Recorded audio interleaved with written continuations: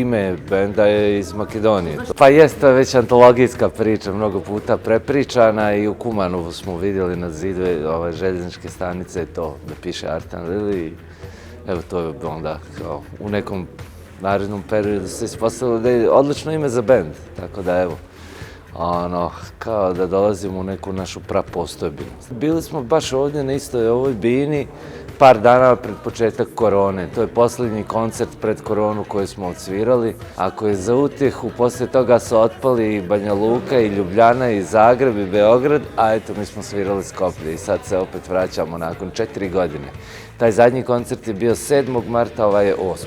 4 godine i 1 dan. Da, imamo dosta novih singlova koji ćemo po prvi put naravno svirati. Mi smo u međuvremenu izdali dosta toga i evo sad da napravimo jednu konačno pravu skopsku rekapitulaciju. Prije 2 godine smo, odnosno malo jače od godinu dana, proslavili i 10 godina benda, tako da sad sve to ćemo zajedno večeras ovdje da izvedemo i jedno čekamo.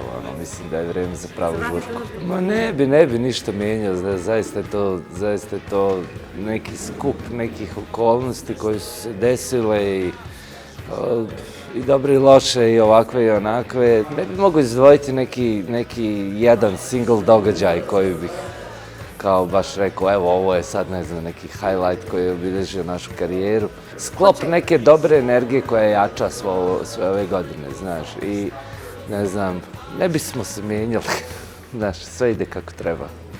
Bend je dobar, sviramo bolje nego ikad i to je ono što je najvažnije i što publika naša zna i osjećaje. Pa evo sad završavamo posljednji singl sa 3. albuma i to se malo otegla ta priča sa izdavaštvom, ali nije lako kad radite sami sve i onda to sve isproducirati i za svaku pjesmu snimiti spot i evo sad radimo posljednji singl sa 3. albuma i onda će ići 3. album. Ćemo štampati i ponovo će se zavrtiti priča, eto i povoda da onda ponovo dođemo ovamo. Pa mijenja se i publika i mi, mislim, to je negdje normalno, mislim, u tom smislu tema ne nedostaje, znaš, mi smo okruženi hipermarketom problema, tako da imamo tema koliko hoćeš. Mi starimo, publika stari, mislim, nema, to je jedan proces, ali ta ljubav koja se jednom uspostavi između nas i publike, to je za uvijek, ja bih rekao. Znam i to po ljudima koji dolaze na naše koncerte godinama i da je sve kako treba i nekako je obostrano to, znaš, obostrano radovanje.